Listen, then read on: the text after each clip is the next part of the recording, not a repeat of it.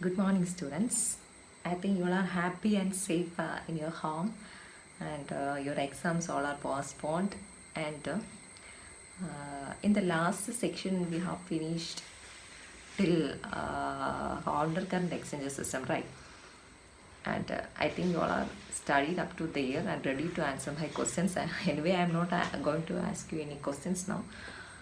Today, we can start with another section. What is that section? The role of kidney in osmoregulation. What is the role kidney is playing in osmoregulation of our body? Okay, let us go for that. The role of kidney in osmoregulation. അപ്പോൾ അവിടെ ഒരു റിസപ്റ്ററും ഉണ്ടായിരിക്കണം, ഒരു ഇഫക്റ്ററും ഉണ്ടായിരിക്കണം. ഈ receptor എന്തിനു വേണ്ടിയിട്ടാണ്? Body ഫ്ലൂയിഡിലെ water content എങ്ങനെയുണ്ട്, ഇതിൻ്റെ ലെവൽ സാറ്റിസ്ഫാക്ടറി ആണോ അതോ കുറഞ്ഞിട്ടുണ്ടോ എന്ന് മോണിറ്റർ ചെയ്യാൻ വേണ്ടിയിട്ട് ബോഡിയിൽ എപ്പോഴും ഒരു റിസപ്റ്റർ ഉണ്ടായിരിക്കണം. അതേപോലെ തന്നെ ഒരു ഇഫക്റ്റർ ഉണ്ടായിരിക്കണം. ഇഫക്റ്റർ ഈ റിസപ്റ്റർ പെർസീവ് ചെയ്യുന്ന ആ മെസ്സേജിന് റെസ്പോൺസ് ആയിട്ട് വർക്ക് ചെയ്യുക. അതായത് വാട്ടർ ലെവൽ കുറയുകയാണെങ്കിൽ ബോഡിയിൽ വാട്ടറിൻ്റെ ലെവൽ കൂട്ടുക എന്നുള്ളതാണ് ഇഫക്റ്ററിൻ്റെ റോൾ. അപ്പോൾ ഇത് എങ്ങനെയാണ് ഫങ്ഷൻ ചെയ്യുന്നതെന്ന് നോക്കാം. അപ്പോൾ നമ്മുടെ കിഡ്നിയിൽ ഓസ്മോറെഗുലേഷൻ എങ്ങനെയാണ് നടക്കുന്നതെന്ന് നമ്മൾ കാണാൻ പോകുന്നത്.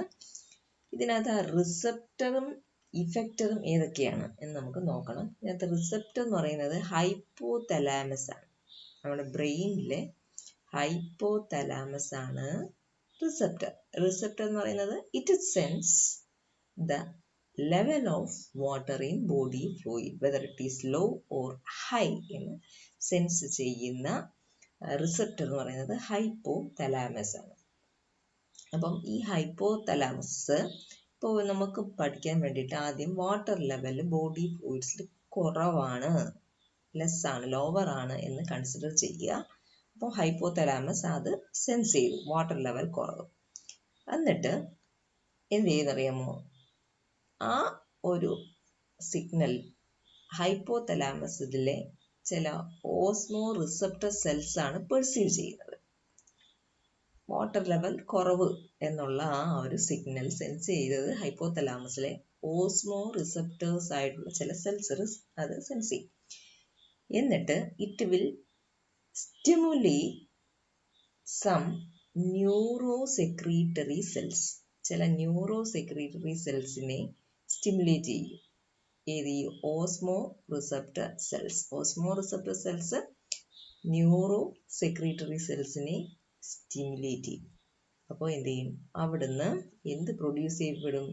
ADH അല്ലെങ്കിൽ വെസോപ്രസിൻ എന്ന് പറയുന്ന ഹോർമോൺ പ്രൊഡ്യൂസ് ചെയ്യപ്പെടും. എന്നിട്ട് ഈ ADH പിറ്റ്യൂട്ടറി വഴി അങ്ങ് ബ്ലഡിൽ വരും.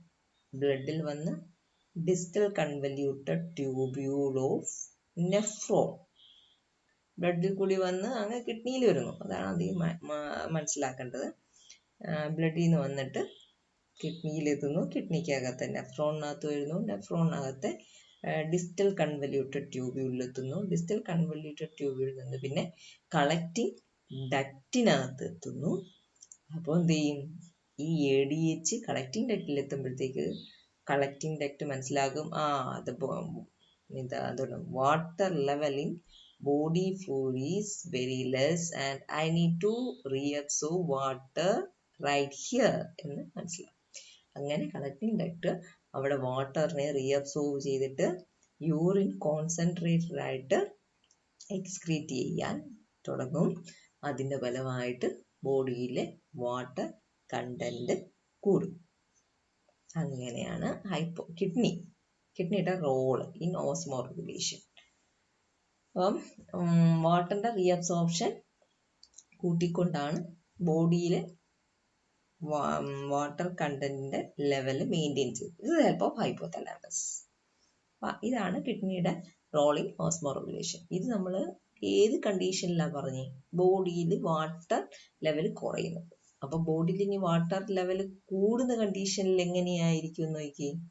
അപ്പം ഹൈപ്പോതലാമസ് സെൻസ് ചെയ്യും that the water level in the body fluid is enough. So that osmoreceptor cells is not respond to that effect. As a result, neurosecretory cells will not be stimulated, so no ADH is produced here, and as a result, there is no such downward reactions happened in our body, and as a result, more water will excrete through urine and the body water level is lowered. പിടികിട്ടിയോ? അപ്പം what is the role of kidney in osmoregulation? There is one receptor and effect. The receptor senses the level of water in the body. Here, the receptor is hypothalamus, especially the osmoreceptor cells in the hypothalamus. It senses that water level. If the water level is low, the osmoreceptor cells sense it and stimulate neurosecretory cells and produce ADH. And from hypothalamus through pituitary, ADH is released into blood and it ultimately reaches the distal convoluted tubule. Finally, reach the collecting duct, and here in the collecting duct, after pursuing this signal, water is reabsorbed and produce very concentrated urine, thereby maintain the water level in the body fluid, and vice versa. Vice versa എന്ന് പറഞ്ഞു കഴിഞ്ഞാൽ ഇതിന്റെ നേരെ opposite reaction will happen if the water level in the body is high, low ആയിട്ടുള്ള കണ്ടീഷനാണ് പറഞ്ഞത്. അപ്പം കിഡ്നിയുടെ റോൾ പിടികിട്ടിയല്ലോ ഓസ്മോ റെഗുലേഷനിൽ. ഇതാണ് role of kidney in osmoregulation. Next, micturition എന്ന് പറയുന്നത് യൂറിനേഷൻ പ്രോസസ്സാണ് മിക്ചുറേഷൻ എന്ന് പറയുന്നത്. അപ്പം അതിൽ യൂറിൻ എന്ന് പറഞ്ഞു കഴിഞ്ഞാൽ എന്താ, നമുക്ക് എല്ലാവർക്കും അറിയാം. യൂറിൻ എന്ന് പറയുന്നത് it is that fluid that reaches the pelvis, ureter, bladder and urethra. യൂറിത്രയിലും ബ്ലാഡറിലും യൂറിറ്ററിലും പെൽവിസിലും ഒക്കെ എത്തുന്ന ആ ഫ്ലൂയിഡിനെയാണ് നമ്മൾ എന്ന് പറയുന്നത് യൂറിൻ എന്ന് പറയുന്നത്. അപ്പം ഇത് യൂറിറ്റർ, രണ്ട് കിഡ്നിയുടെ ഉണ്ട്, യൂറിറ്റർ, യൂറിനറി ബ്ലാഡർ, ഇത് യൂറിത്ര. അപ്പം അവിടെ നിന്ന് വരുന്ന ആ ഫ്ലൂയിഡ് അവിടെ വന്നറിയും, വന്നിട്ട് യൂറിനായിട്ട് പുറത്തേക്ക് റിലീസ് ചെയ്യപ്പെടും. ഇവിടെ ഒരു സ്പിങ്ക്റ്റർ വാൽവ് ഉണ്ട്. ഈ വാൽവ് ഓപ്പൺ ആവുമ്പോൾ മാത്രമാണ് യൂറിൻ പുറത്തോട്ട് നമുക്ക് റിലീസ് ചെയ്യാൻ പറ്റുന്നത്. അത് എപ്പോഴായിരിക്കും ഇവിടുത്തെ ഒരു സ്പിങ്ക്റ്റർ ഓപ്പൺ ആവുക? When this urinary bladder is filled with urine, അപ്പോൾ മാത്രമേ അത് ഓപ്പൺ ആവത്തുള്ളൂ. അപ്പം യൂറിത്രൽ സ്പിങ്ക്റ്റർ ആക്ഷൻ അതിൻ്റെ ഹെൽപ്പോട് കൂടിയാണ് യൂറിൻ വെളിയിലേക്ക് നമുക്ക് റിലീസ് ചെയ്യാൻ പറ്റുക. Next, hormonal regulation of renal function ആണ് നെക്സ്റ്റ്. കിഡ്നിയുടെ ഫങ്ഷനെ ഹെൽപ്പ് ചെയ്യുന്ന ഹോർമോൺസ് ഏതൊക്കെയാണ്? Which are the hormones helping in kidney function? First, aldosterone. Aldosterone എന്ന് പറയുമ്പോൾ അത് കേട്ടിട്ടുള്ളതാണല്ലോ അല്ലേ? Which organ secretes the hormone aldosterone? Which endocrine gland? ആർക്കെങ്കിലും അറിയോ? അറിയാലോ, പറഞ്ഞു. ഏതാണ്? അഡ്രീനൽ ഗ്ലാൻഡ് അല്ലേ? അഡ്രീനൽ ഗ്ലാൻഡ് എന്ന് പറയും. Where is its location? Adrenal ഗ്ലാൻഡിന്റെ കിഡ്നിയുടെ മണ്ടയിൽ, കിഡ്നിയുടെ ടോപ്പിലായിട്ട് ഒരു ക്യാപ്പ് പോലെയാണ് ഇരിക്കുന്നത് അഡ്രീനൽ ഗ്ലാൻഡ് എന്ന് പറയുന്നത്. അതിൽ അഡ്രീനൽ കോർട്ടെക്സ് ആണ് ആൾഡോസ്റ്റിറോൺ സെക്രീറ്റ് ചെയ്യുന്നത്. കിഡ്നിയുടെ മുകളിൽ ഒരു തൊപ്പി പോണൊക്കെ ഉണ്ടായിരിക്കുന്ന ഒരു cap like structure. This is the adrenal gland. Its cortex secretes the aldosterone. അപ്പം cortex of the adrenal gland secrete aldosterone. What is the role? Its role is to regulate. എന്തൊക്കെ regulate ചെയ്യണം? സോഡിയത്തിന്റെ റീഅബ്സോർപ്ഷൻ. അപ്പം ബ്ലഡിൽ നിന്ന് സോഡിയത്തിനെ തിരിച്ച് എടുക്കണം, reabsorb ചെയ്യണം. അതേപോണക്ക് പൊട്ടാസ്യത്തിനെ, ബ്ലഡിൽ ഉള്ള അധികമായിട്ടുള്ള പൊട്ടാസ്യത്തിനെ സെക്രീറ്റ് ചെയ്ത് വിടുകയാണ്. ഓപ്പോസിറ്റ് റിയാക്ഷൻസ് ആണ്. ഒന്ന് റീഅബ്സോർപ്ഷനും അടുത്തതെന്ന് പറയുന്നത് സെക്രീഷനുമാണ്. അപ്പോൾ അതിൻ്റെ ഒരു ഉള്ളിൽ ഇവിടുന്ന് നമ്മളിങ്ങനെ ഉള്ളിലെ ഒരു ഇമേജ് എടുക്കുകയാണ്. നെഫ്രോണിനെ എടുത്തു, കോർട്ടെക്സിലുള്ള. The principal site of action എന്ന് പറയുന്നത് collecting tubule at cortex. Cortex എന്ന് പറയുമ്പോൾ അറിയാലോ, കിഡ്നിയിൽ കോർട്ടെക്സും മെഡുല്ലയും ഉണ്ട്. അപ്പോൾ കോർട്ടെക്സ് പോർഷനിലെ കളക്റ്റിംഗ് ട്യൂബ്യൂൾ ആണ് principal site of action of aldosterone. എന്ത് സംഭവിക്കുക, ഈ കളക്റ്റിംഗ് ട്യൂബ്യൂളിനകത്ത് ഒരു സോഡിയം പൊട്ടാസ്യം പമ്പ് ഉണ്ട്. അവിടാണ് മെയിൻ ആയിട്ടുള്ള കാര്യങ്ങൾ നടക്കുന്നത്. ആൽഡോസ്റ്റിറോണിന്റെ പ്രസൻസിൽ ഇത് സ്റ്റിമുലേറ്റ് ചെയ്യും. സോഡിയം പൊട്ടാസ്യം ATPase പമ്പിനെ സ്റ്റിമുലേറ്റ് ചെയ്യും. ആൽഡോസ്റ്റിറോൺ എപ്പോഴും ബ്ലഡിൽ ഉണ്ടാകുമ്പം ഏതിനെ സ്റ്റിമുലേറ്റ് ചെയ്യും? സോഡിയം പൊട്ടാസ്യം ATPase പമ്പിനെ സ്റ്റിമുലേറ്റ് ചെയ്യും. എവിടെ ഉള്ളത്? Collecting tubule. കോർട്ടെക്സിലെ കളക്റ്റിംഗ് ട്യൂബ്യൂളിലുള്ള sodium potassium ATPase pump is stimulated in the presence of aldosterone. അപ്പൊ എന്ത് ചെയ്യും? സോഡിയം റീഅബ്സോർബ് ചെയ്യപ്പെടും. അപ്പൊ എന്ത് പറ്റും? പൊട്ടാസ്യം എക്സ്ക്രീറ്റ് ചെയ്യപ്പെടും. ഈ രണ്ട് പ്രോസസ്സാണ് അവിടെ നടക്കുന്നത്. ഓക്കെ, അപ്പോൾ ഒന്നുകൂടെ നോക്കിയേ. ഹോർമോൺ റെഗുലേഷനിൽ first hormone is aldosterone. It is secreted from the cortex of adrenal gland. Its main role is to regulate sodium reabsorption and potassium secretion. And its principal site of action is in the collecting tubule at the cortex. In the collecting tubule of the cortex, when the aldosterone is present, the sodium potassium ATPase pump is stimulated and results in the reabsorption of sodium and excretion of excess potassium. മനസ്സിലായോ? അപ്പൊ ഇനി ഈ ആൽഡോസ്റ്റിറോണിന്റെ level കുറഞ്ഞു കഴിഞ്ഞാൽ എന്ത് സംഭവിക്കും? അത് നിങ്ങളൊന്ന് പറഞ്ഞു. ആൽഡോസ്റ്റിറോണിന്റെ ലെവൽ കുറഞ്ഞു കഴിഞ്ഞാൽ എന്ത് സംഭവിക്കുക? ഓക്കെ, അപ്പം ഇതില്ല എന്ന് പറയുമ്പോഴത്തേക്ക് ഇത് സ്റ്റിമുലേറ്റ് ചെയ്യപ്പെടത്തില്ല. സോഡിയം പൊട്ടാസ്യം പമ്പ് സ്റ്റിമുലേറ്റ് ചെയ്യപ്പെടത്തില്ല. അപ്പം അതിന്റെ ഫലമായിട്ട് എന്ത് പറ്റും? സോഡിയം റീഅബ്സോർബ് ചെയ്യത്തില്ല. സോഡിയം എക്സസ് ആയിട്ട് നമ്മൾ യൂറിൻ വഴി ലോസ് ചെയ്യപ്പെടും. ബോഡിയിൽ അമിതമായിട്ട് പൊട്ടാസ്യം അക്യൂമുലേറ്റ് ചെയ്യപ്പെടും. നമ്മുടെ ബാലൻസ്, ബോഡി ബാലൻസ് ഒക്കെ നഷ്ടപ്പെടും. തലകറക്കം ഒക്കെ ഉണ്ടാവും. തല കറങ്ങി വീണെന്ന് പറയത്തില്ലേ? സോഡിയം കുറഞ്ഞ്, ബ്ലഡിൽ സോഡിയം കുറഞ്ഞെന്നൊക്കെ പറയത്തില്ലേ? അതെല്ലാം കിഡ്നിയുടെ ഫങ്ഷനുമായിട്ടൊക്കെ നമുക്ക് റിലേറ്റ് ചെയ്യാം. This is the role of aldosterone. Next hormone is vasopressin. Vasopressin is ADH that we already seen in the previous section, role of kidney osmoregulation. It is produced from posterior pituitary നിന്നാണ് produce ചെയ്യുന്നത്. ഇത് എന്തിന്റെ role? Helps in water retention by increasing permeability of distal convoluted tubule, collecting tubule and collecting duct. അതെ, എൻ്റെ role നമ്മൾ കണ്ടു. ഇത്രയും കാര്യങ്ങൾ അതിനകത്ത് പറഞ്ഞാൽ മതി. അടുത്തത് ആൻജിയോടെൻസിൻ 2 എന്ന് പറയുന്ന ഒരു ഹോർമോണാണ്. അപ്പം അതിനെക്കുറിച്ച് നമുക്ക് പഠിക്കാം. What's happening here? അപ്പം സോഡിയത്തിന്റെ എക്സ്ക്രീഷൻ റെഗുലേറ്റ് ചെയ്യുക എന്നുള്ളതാണ് ആൻജിയോടെൻസിൻ 2വിൻ്റെയും റോള്. മനസ്സിലായോ? സോഡിയത്തിന്റെ എക്സ്ക്രീഷനെ റെഗുലേറ്റ് ചെയ്യുക. ആൻജിയോടെൻസിൻ 2 കൂടിയാൽ സോഡിയത്തിന്റെ റിറ്റൻഷൻ ഉണ്ടാവും. റിറ്റൻഷൻ എന്ന് പറയുമ്പോൾ സോഡിയം ബോഡിയിൽ കൂടുതലായിട്ട് റീറ്റെയിൻ ചെയ്യപ്പെടും. എന്ത് കൂടിയാൽ? ആൻജിയോടെൻസിൻ 2. നമുക്ക് നോക്കാം എങ്ങനെയാണ്. അപ്പം ജെക്സ്ട്രാ ഗ്ലോമറുലാർ അപ്പാരറ്റസ്. എന്താ ജെക്സ്ട്രാ ഗ്ലോമറുലാർ അപ്പാരറ്റസ്? ആർക്ക് പറയാൻ പറ്റും? ജെക്സ്ട്രാ ഗ്ലോമറുലാർ അപ്പാരറ്റസ് അതെ, ഒരു ത്രീ ടൈപ്പ് ഓഫ് സെൽസിന്റെ ഒരു എന്താണ്, ഒരു ഗെറ്റ് ടുഗദർ അല്ലേ വേണമെങ്കിൽ നമുക്ക് അങ്ങനെ പറയാം. ജെക്സ്ട്രാ ഗ്ലോമറുലാർ അപ്പാരറ്റസ് എന്ന് പറയുന്നത് അല്ലേ, മാസസ് അല്ലേ?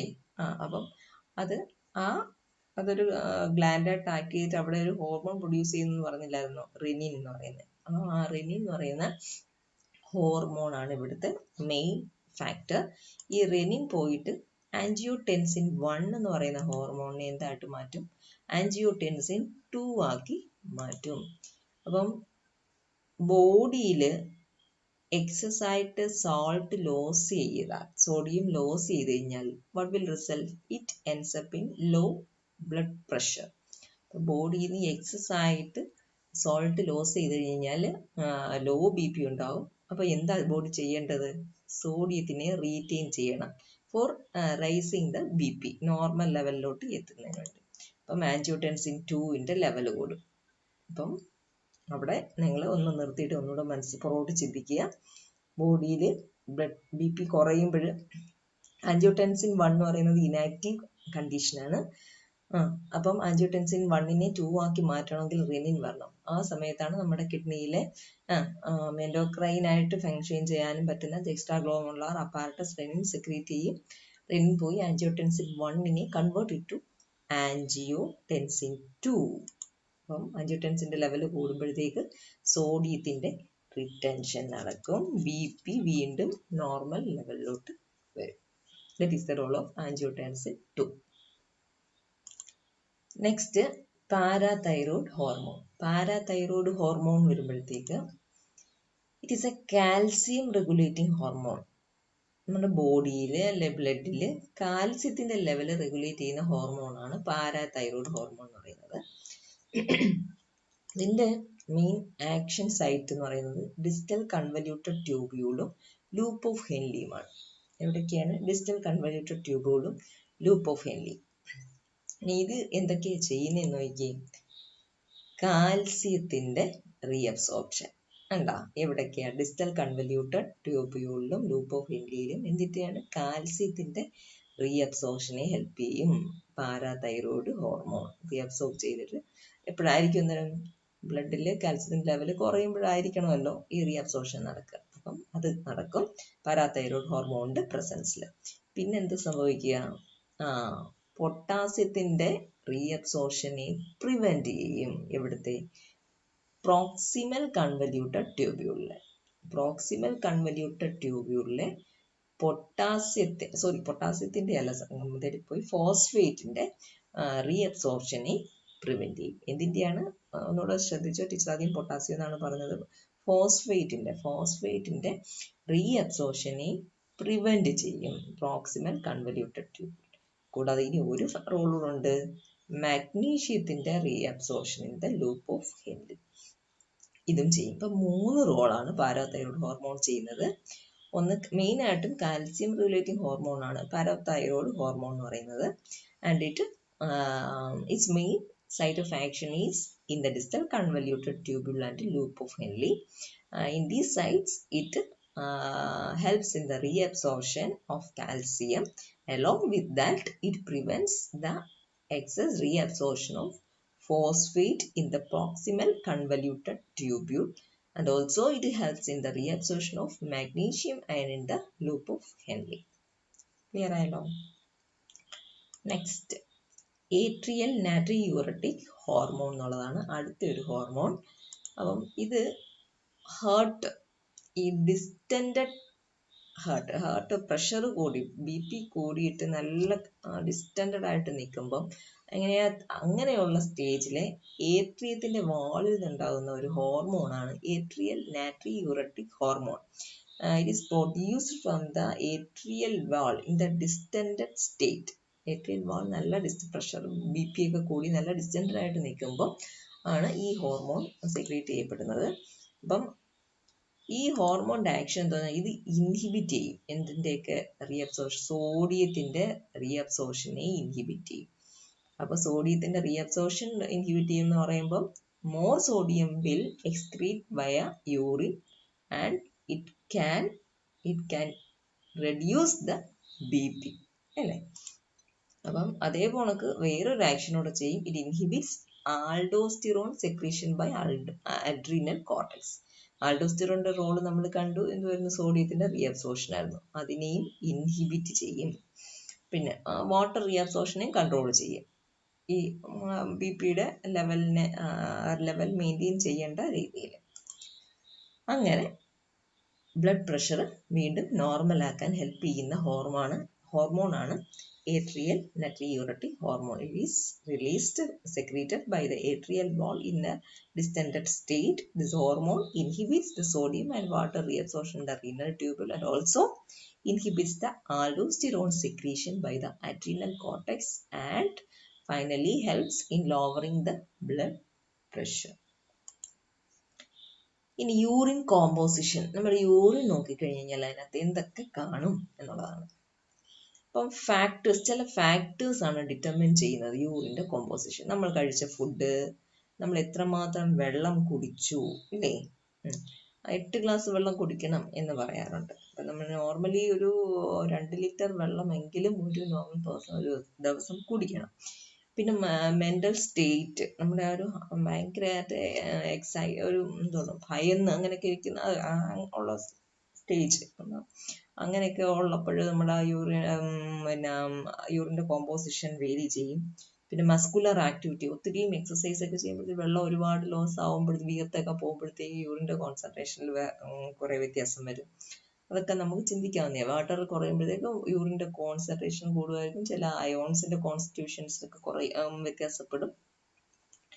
ആംബിയൻ ടെമ്പറേച്ചറിനനുസരിച്ചിട്ടും വ്യത്യാസം വരും, ഇല്ലേ? അപ്പം നല്ല കോൾഡ് ടെമ്പറേച്ചർ ഒക്കെ ആണെങ്കിൽ ഡൈല്യൂട്ട് യൂറിനൊക്കെ ആയിരിക്കത്തില്ലേ ഉണ്ടാവുക. കാരണം എന്താണ്? കോൾഡ് ടെമ്പറേച്ചർ ആകുമ്പോൾ വിയർത്ത് നമ്മൾ അധികം വെള്ളം പോകത്തില്ല, അപ്പോഴത്തേക്ക് ഡൈല്യൂട്ട് ആവും. അയോൺസിൻ്റെ കോമ്പോസിഷനിലും ആ ഒരു വ്യത്യാസം വരും. അപ്പം ഇതെല്ലാം ചില ഫാക്ടേഴ്സ് ആണ് that determine the urine composition. യൂറിൻ്റെ സ്പെസിഫിക് ഗ്രാവിറ്റി എന്ന് പറയുന്നത് it's ranges from 1.005 to 1.040. What is specific gravity? Specific gravity എന്ന് പറഞ്ഞു കഴിഞ്ഞാൽ എന്തുവാ? അതൊരു റേഷ്യോ ആണ്. It's a ratio of the density of a substance to the density of a reference substance. അപ്പം നമുക്ക് ഡെൻസിറ്റി അറിയാവുന്ന ഒരു സബ്സ്റ്റൻസുമായിട്ട് കമ്പയർ ചെയ്യുകയാണ് എന്തിനെ? Density of an unknown substance. അതിൻ്റെ ഒരു റേഷ്യോ ആണ് സ്പെസിഫിക് ഗ്രാവിറ്റി എന്ന് പറയുന്നത്. നോണിനെ കമ്പയർ ചെയ്യുന്നു വിത്ത് അൺനോൺ. എന്തിൻ്റെ ബേസിൽ? ഡെൻസിറ്റിയുടെ ബേസിൽ. അതിനെയാണ് സ്പെസിഫിക് ഗ്രാവിറ്റി എന്ന് പറയുന്നത്. ഇനി നോർമൽ യൂറിൻ ഔട്ട്പുട്ട് നോർമൽ മാനിൽ എത്രയാണ്? 1 to 1.5 ലിറ്റർ ആണ് പെർ ഡേ. ഇനി യൂറിൻ്റെ pH it is normally acidic ആണ്. ആസിഡിക് എന്ന് പറയുമ്പോഴത്തേക്ക് ഹൈലി ആസിഡിക് ഒന്നും അല്ല, സ്ലൈറ്റ്ലി ആസിഡിക് ആണ്. 6 ആണ് pH വാല്യൂ എന്ന് പറയുന്നത്. പക്ഷേങ്കിൽ നമ്മൾ യൂറിനേറ്റ് ചെയ്ത് കഴിഞ്ഞിട്ട് എയറുമായിട്ട് എക്സ്പോസ്ഡ് ആയി കഴിയുമ്പോൾ ഇതിൻ്റെ pH ആൽക്കലൈൻ ആവും. ആൽക്കലൈൻ ആവുന്നതിന് കാരണം യൂറിയ അമോണിയ ആയിട്ട് മാറുന്നത് കൊണ്ടാണ്. ആ യൂറിൻ ആസിഡിക് ആയിരുന്ന യൂറിൻ എന്തായിട്ട് മാറുന്നത്? ആൽക്കലൈൻ ആയിട്ട് ചേഞ്ച് ചെയ്യപ്പെടുന്നത്. ഇനി യൂറിൻ എടുത്തു കഴിഞ്ഞാൽ 95% വാട്ടർ ആയിരിക്കും, 5% ഡിസോൾഡ് സോളിഡ് മെറ്റീരിയൽസ് ആയിരിക്കും. ഈ സോളിഡ് മെറ്റീരിയൽസ് എന്ന് പറയുമ്പോഴത്തേക്ക് may be of 3 types. Nitrogenase waste കാണാം, നൈട്രജൻ ഫ്രീ ഓർഗാനിക് കോമ്പൗണ്ട്സ് കാണാം, ഇനോർഗാനിക് സോൾട്ട്സ് കാണാം. അപ്പം ഓരോന്നും ഏതൊക്കെയാണെന്ന് നോക്കണം. നൈട്രോജനസ് വേസ്റ്റ് എന്ന് പറയുമ്പോഴത്തേക്ക് യൂറിയ, ക്രിയാറ്റിനിൻ ഇതെല്ലാം അതിനകത്ത് വരാം. ഇതിൽ യൂറിയ ഫോം ചെയ്യുന്നത് പ്രോട്ടീൻ്റെ മെറ്റബോളിസം വഴിയായിരിക്കും. ക്രിയാറ്റിനും ഉണ്ടാകുന്നത് പിന്നെ ഫ്രം ക്രിയാറ്റിൻ ഫോസ്ഫേറ്റ്, മസിൽസിലെ ക്രിയാറ്റിനും ഫോസ്ഫേറ്റിൻ്റെ മെറ്റബോളിസം വഴിയാണ് ഉണ്ടാവുക. യൂറിക് ആസിഡ് ഉണ്ടാവുന്നുണ്ട്. യൂറിക് ആസിഡ് പ്യൂരിൻ്റെ കാറ്റബോളിസം വഴിയായിട്ടായിരിക്കും. അങ്ങനെ ഓരോ സോഴ്സ് വഴിയാണ് ഈ വേസ്റ്റ് പ്രോഡക്ട്സ് എല്ലാം വരുന്നത്. ഇനോർഗാനിക് സോൾട്ട്സ് എന്ന് പറയുമ്പോഴത്തേക്ക് like chlorides, phosphates, sulphates of sodium, potassium, calcium, NaCl ആണ് പിന്നെ ഒരു മോസ്റ്റ് അബണ്ടന്റ് ഇനോർഗാനിക് സോൾട്ട് വരുന്നത് യൂറിനിൽ. അത് നോർമൽ. ഇനി നമ്മൾ അബ്നോർമൽ കോൺസ്റ്റിറ്റ്യുവൻസിലോട്ട് വരുവാണ്. യൂറിനകത്തെ അബ്നോർമൽ കോൺസ്റ്റിറ്റ്യുവൻസ് ഏതൊക്കെ വരും? പാത്തോളജിക്കൽ കണ്ടീഷൻ്റെ റിസൾട്ട് കൊണ്ടാണ് അബ്നോർമൽ കോൺസ്റ്റിറ്റ്യുവൻസ് ഉണ്ടാകുന്നത്. പാത്തോളജിക്കൽ കണ്ടീഷൻ, എന്തെങ്കിലും ഇൻഫെക്ഷൻ കൊണ്ടോ ഒക്കെ ആയിരിക്കാം ഈ അബ്നോർമൽ കോൺസ്റ്റിറ്റ്യുവൻസ് വരിക. ഫസ്റ്റ് എന്ന് പറയുന്നത് ഗ്ലൂക്കോസ്. യൂറിനിൽ ഗ്ലൂക്കോസിന്റെ പ്രസൻസ് വന്നാൽ ആ കണ്ടീഷന് പറയുന്ന പേരാണ് glycosuria. Presence of glucose in urea is called glycosuria. Indicates diabetes mellitus, അല്ലേ? ഡയബറ്റീസ് മെലിറ്റസ്, ഷുഗർ ഉണ്ടോ എന്ന് നമുക്ക് വേണമെങ്കിൽ അതിനകത്തൊന്ന് ഇൻഫ്ലുവൻസ് ആയിട്ട് എടുക്കാം. അതാണ് first abnormal constituent. Then carbohydrates other than glucose. Glucose അല്ലാതെ ചില കാർബോഹൈഡ്രേറ്റ്സ് യൂറിനിൽ കാണാം. അതിൽ ഫ്രക്ടോസ് വന്നു കഴിഞ്ഞാൽ ഫ്രക്ടോസ് യൂറിയ ആവും. ലാക്ടോസിന്റെ പ്രസൻസ് വന്നാൽ ലാക്ടോസ് യൂറിയ വരും. ഗാലക്ടോസ് വന്നു കഴിഞ്ഞാൽ ഗാലക്ടോസൂറിയ ആവും. ഇനി അടുത്തെന്ന് പറയുന്നത് പ്രോട്ടീൻ അബ്നോർമൽ കോൺസ്റ്റന്റുമായിട്ട് പ്രോട്ടീൻ വരുന്നതാണ്. അപ്പം പ്രോട്ടീൻ്റെ പ്രസൻസ് യൂറിനിൽ വരുമ്പോൾ അതിനെ പ്രോട്ടീനൂറിയ എന്ന് പറയും. ഇതിൻ്റെ പ്രോട്ടീൻ്റെ എമൗണ്ട് യൂറിനിൽ കൂടിക്കഴിഞ്ഞാൽ ഇറ്റ് ഇൻഡിക്കേറ്റ്സ്, അത് ഒരു കാര്യം ഇൻഡിക്കേറ്റ് ചെയ്യും. എന്ത് ഇൻഡിക്കേറ്റ് ചെയ്യുന്നത്? Indicates urinary tract infection. Urinary ട്രാക്റ്റിൽ എന്തെങ്കിലും ഇൻഫെക്ഷൻ ഉണ്ടെന്നാണ് അത് ഇൻഡിക്കേറ്റ് ചെയ്യുന്നത്. അല്ലെങ്കിൽ ഗ്ലോമറുലാർ ഡാമേജ്, ഗ്ലോമർലെസ് എന്ന് പറഞ്ഞു കഴിഞ്ഞാൽ എന്താണ്? Network of blood capillaries as seen in the Bowman's capsule, അതിന് ഡാമേജ് ആയിരിക്കാം, ഹൈപ്പർ ടെൻഷൻ ആയിരിക്കാം. ഇതെല്ലാം ഇതൊക്കെ ആവാം കാരണങ്ങൾ എന്ന് നമുക്ക് ഒരു inference, we can get that inference if the presence of protein is noted in urine, proteinuria ഉണ്ടായി കഴിഞ്ഞാൽ. അടുത്ത അബ്നോർമൽ കോൺസ്റ്റന്റ് ആണ് ബിലിറൂബിൻ. ബിലിറൂബിൻ എന്ന് പറയുന്നത് RBC എന്ന് വെച്ചാൽ ലൈഫ് സ്പാൻ കഴിഞ്ഞ RBCയുടെ പിന്നെ അതിനെ ഡിസ്ട്രോയ് ചെയ്ത് കളയുമ്പം ഉണ്ടാകുന്ന RBCയുടെ ബ്രേക്ക് ഡൗൺ നടത്തുമ്പം ഉണ്ടാകുന്ന ഒരു പിഗ്മെന്റ് ആണ് ബിലിറൂബിൻ എന്ന് പറയുന്നത്. ഈ ബിലിറൂബിൻ നോർമലി എന്താണ് ചെയ്യുന്നത്? ലിവർ ഇൻഡസ്റ്റൈനിലോട്ട് അങ്ങ് സെക്രീറ്റ് ചെയ്യും. ഇൻഡസ്റ്റൈനിൽ കൂടെ അത് പാസ് ചെയ്ത് നമ്മുടെ ഫീക്കൽ മാറ്റർ വഴി അത് എലിമിനേറ്റ് ചെയ്യും. അതുകൊണ്ടാണ് ഫീക്കൽ മാറ്റർ യെല്ലോ കളറിലിരിക്കുന്നത്. നോർമലി അങ്ങനെയാണ് സംഭവിക്കുന്നത്.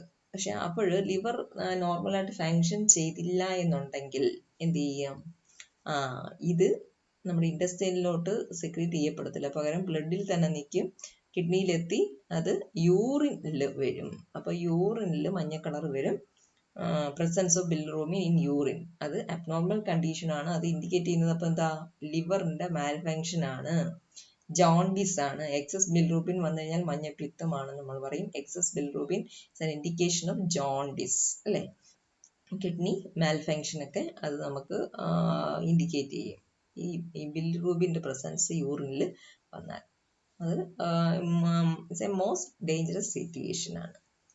ഇനി നെക്സ്റ്റ് കീറ്റോൺ ബോഡീസ് ആണ് അടുത്ത അബ്നോർമൽ കോൺസ്റ്റിറ്റ്യൂവന്റ് എന്ന് പറയുന്നത്. ഫാറ്റിന്റെ മെറ്റബോളിസം വഴിയാണ് കീറ്റോൺസ് ഉണ്ടാകുന്നത്. കീറ്റോൺ ബോഡീസ് 3 ടൈപ്പ് വരുന്നുണ്ട്: acetoacetic acid, hydroxy butyric acid and acetone. ഈ 3 ടൈപ്പിലായിട്ടാണ് കീറ്റോൺ ബോഡീസ് നമ്മുടെ ബോഡിയിൽ കാണുന്നത്, യൂറിനിൽ വരുന്നത്. അതും ഒരു അബ്നോർമൽ കണ്ടീഷനാണ് യൂറിനിൽ അത് വരിക എന്നുള്ളത്. ഇനി ബ്ലഡ് യൂറിനിൽ വരുമ്പം that condition is called haematuria. The presence of blood, traces of blood in urea.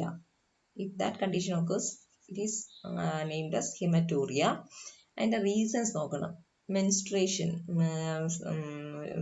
ലേഡീസിൽ അല്ലെങ്കിൽ ഗേൾസിലുണ്ടാവുന്ന മെൻസ്ട്രേഷൻ പ്രോസസ്സ് അതുമായിട്ട് റിലേറ്റ് ചെയ്ത് ചിലപ്പോൾ ഉണ്ടാകാം.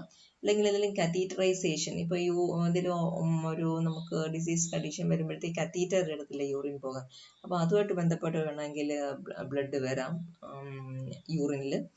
അല്ലെങ്കിൽ യൂറിനറി ഇൻഫെക്ഷൻസിന്റെ കാരണം ഉണ്ടാകാം. നെഫ്രൈറ്റിസ് മൂലം ഉണ്ടാകാം. നെഫ്രൈറ്റിസ് എന്ന് പറയുമ്പോഴത്തേക്ക് ഇൻഫ്ലമേഷൻ ആണ്, കിഡ്നിയുടെ ഇൻഫ്ലമേഷൻ ആണ് nephritis. Spelling NEPHRITIS, nephritis. NEPHRITIS, nephritis കൊണ്ടും ഈ ഹെമറ്റൂറിയ ഉണ്ടാകാം. ഇനി അടുത്ത ഒരു കണ്ടീഷനാണ് യൂറോബിലിനോജനിറ്റിസ്. Another pigment related to bilirubin, അല്ലെ? ബിലിറൂബിൻ പോണക്കുള്ള അത് കണക്കൊക്കെ വരുന്നത്. പേരിന്റെ ഒരു പ്രൊണൗൺസിയേഷൻ ഒക്കെ ഉണ്ട്. അപ്പം അതെങ്ങനെ ഉണ്ടാകുന്നു നമുക്ക് നോക്കുവാണെങ്കിൽ, നമ്മുടെ ഇൻഡസ്റ്റൈനകത്ത് ധാരാളം ഫ്ലോറയുണ്ട്, ബാക്ടീരിയാസ് ഒക്കെ ഉണ്ട്. അപ്പം ഈ മൈക്രോഫ്ലോറ ബിലിറൂബിനെ എന്ത് ചെയ്യുന്ന അറിയാം? ബിലിറൂബിൻ എവിടെ നിന്ന് വരുന്നു? ബിലിറൂബിൻ കുറച്ച് മുമ്പ് ഞാൻ പറഞ്ഞ ബിലിറൂബിൻ എവിടെ നിന്നാവുന്നത്? RBCയെ ഡിസ്ട്രോയ് ചെയ്ത് കളയുമ്പോൾ അതിൽ നിന്നുണ്ടാവുന്ന യെല്ലോ പിഗ്മെന്റ് ആയ ബിലിറൂബിൻ കേട്ടോ. ആ ബിലിറൂബിന് എന്ത് ചെയ്യും? ബിലിറൂബിന് പിന്നെ ഈ മൈക്രോഫ്ലോറ ആക്ട് ചെയ്തിട്ട് അതിൽ നിന്നുണ്ടാക്കുന്ന ഒരു സംഭവമാണ് യൂറോ ബിലിറൂബിൻ എന്ന് പറയുന്നത്. ഇൻഡസ്റ്റൈനിലെ microflora worn out R B സിയിൽ നിന്ന് ഫോം ചെയ്യുന്ന ബിലിറൂബിനെ കൺവേർട്ട് ചെയ്തിട്ട് അതിൽ ആക്ട് ചെയ്തിട്ട് അതിൽ നിന്ന് ഉണ്ടാക്കുന്ന ഒരു സംഭവമാണ് യൂറോ ബിലിറൂബിൻ. ഇത് നോർമലി ഇൻഡസ്റ്റൈൻ വഴി ഫീക്കൽ മാറ്റർ വഴിയാണ് എലിമിനേറ്റ് ചെയ്യപ്പെടുന്നത്. അത് ചില കേസിൽ എവിടെ വരും, ഈ ഫീക്കൽ മാറ്റർ വഴി എക്സ്ക്രീറ്റ് ചെയ്യാതെ യൂറിനിൽ അതിൻ്റെ പ്രസൻസ് വരും. യൂറിനിൽ വരുവാണെങ്കിൽ അത് it's also an indication of excessive R B C break down. അമിതമായിട്ട് R B C break down ചെയ്യുന്നുണ്ട് എന്നുള്ളതിന് ഒരു ഇൻഡിക്കേഷനാണ്. പിന്നെ ഒപ്പം ലിവറിന്റെ മാൽഫങ്ഷനെയും അത് സൂചിപ്പിക്കും. അപ്പൊ urobilinogen it form because of the action of intestinal flora on bilirubin. There's an yellow pigment formed as a result of the breakdown of RBC, senescent RBC. Senescent എന്ന് പറയുമ്പോഴത്തേ life span കഴിഞ്ഞ RBC. And normally that product, that is urobilinogen, is excreted by a fecal matter, and it is abnormal to found in the urine. And if urobilinogen is found in the urine, that indicates the condition that RBC is excessively breakdowning, and also it indicates the malfunction of liver. അപ്പം അതാണ് ഇവിടെ പറഞ്ഞിരിക്കുന്നത്. Okay, next renal disorders ആണ് ഇനി നമ്മൾ പോകുന്നത്. Renal ഡിസോർഡേഴ്സിനകത്ത് എന്തൊക്കെ വരുന്നു നോക്കി. ഗ്ലോമറുലോ നെഫ്രൈറ്റിസ് വരുന്നുണ്ട്. ഗ്ലോമറുലോ നെഫ്രൈറ്റിസ് എന്ന് പറയുമ്പോഴത്തേക്ക് it is the damage to glomerulus ആണ്. ഗ്ലോമറുലസ് എന്ന് പറയുമ്പോഴത്തേക്ക് അറിയാം, network of capillaries in inside the Bowman's capsule ആണ്. അപ്പൊ അതിന് എന്തെങ്കിലും ഡാമേജ് ഉണ്ടാവുന്നതിനാണ് ഗ്ലോമറുലോ നെഫ്രൈറ്റിസ് എന്ന് പറയുന്നത്. ഇമ്മ്യൂൺ സിസ്റ്റത്തിൽ എന്തെങ്കിലും പ്രശ്നം ഉണ്ടാകുമ്പോഴാണ് ഈ ഗ്ലോമറുലോ നെഫ്രൈറ്റിസ് ഉണ്ടാകുന്നത്. Glomerulo nephritis happen when there is a problem happen associated with the immune system of person. ഇതിന്റെ സിംറ്റംസ് കുറേ വരുന്നുണ്ട്. ഗ്ലോമറുലസ് ഇൻഫ്ലമേഷൻസ് വരും. അതൊക്കെയാണ് അതിന്റെ സിംറ്റംസ് മെയിനായിട്ട്. ഇനി ഹിമറ്റോറിയ എന്ന് പറഞ്ഞു കഴിഞ്ഞാൽ എന്തോ അടുത്തൊരു റീനൽ ഡിസോർഡർ ആണ്. ഇതിന്റെ കാരണം എന്ന് പറയുന്നത് ഇൻഫെക്ഷൻസ് വരും, പിന്നെ കിഡ്നി സ്റ്റോൺസ് ഉണ്ടാവുന്നത്, ട്യൂമേഴ്സ്, ഇതെല്ലാം അതിന്റെ റീസൺസ് ആണ്, ഹെമറ്റൂറിയയുടെ റീസൺസ് ആണ്. അപ്പം ആർ ബി സി, ബ്ലഡിന്റെ ട്രേസസ് യൂറിനിൽ വരുന്നതാണ് ഹെമറ്റൂറിയ എന്ന് പറയുന്നത്. അപ്പൊ ഇത് രണ്ട് ടൈപ്പ് വരുന്നുണ്ട്, മാക്രോസ്കോപ്പിക് ആൻഡ് മൈക്രോസ്കോപ്പിക് എന്ന് പറയും. മാക്രോസ്കോപ്പിക് എന്ന് പറയുമ്പോഴത്തേക്ക് യൂറിൻ വിഷ്വലി ഡിസ്കളേർഡ് ആയിരിക്കും, നമുക്ക് കാണുമ്പോൾ തന്നെ കാഴ്ചയിൽ തന്നെ ആ ഡിസ്കളറേഷൻ കാണാൻ പറ്റും. മൈക്രോസ്കോപ്പിക് എന്ന് പറയുമ്പോഴത്തേക്ക് discolouration observed only through microscope ആണ്. മൈക്രോസ്കോപ്പിൽ കൂടെ നോക്കിയാൽ മാത്രമേ നമുക്ക് ആ ഡിസ്കളറേഷൻ കാണാൻ പറ്റൂ. ഇതാണ് ഹെമറ്റൂറിയ. അപ്പൊ കാരണങ്ങൾ കുറേ ഉണ്ട്. എന്താണ് ഈ റെഡ് കളർ, യൂറിന് റെഡ് കളറേഷൻ വരാനുള്ളത് ഇതിൽ മെഡിക്കേഷൻസ് കൊണ്ട് ഉണ്ടാകാം, ചില ഫുഡിന്റെ ഇൻടേക്ക് കൊണ്ട് ഉണ്ടാവാം, ഹീമോഗ്ലോബിൻ എക്സസ് ആയിട്ട് യൂറിൻ വഴി പോകുന്നുണ്ടാവാം, അല്ലെ മയോഗ്ലോബിൻ എക്സസ് ആയിട്ട് പോകുന്നുണ്ടായിരിക്കാം, RBC എക്സസ് ആയിട്ട് പോകുന്നതുണ്ടാവും. ഇതെല്ലാം ഇതിന്റെ റീസൺസ് ആണ് ഹെമറ്റൂറിയയുടെ. ഓക്കെ, ഇനി നെക്സ്റ്റ് റീനൽ കാൽക്കുലസ് ആണ്. Renal calculus. Okay, up to this we can stop class for this day, and the remaining topic we can take in the next section. Okay, thank you.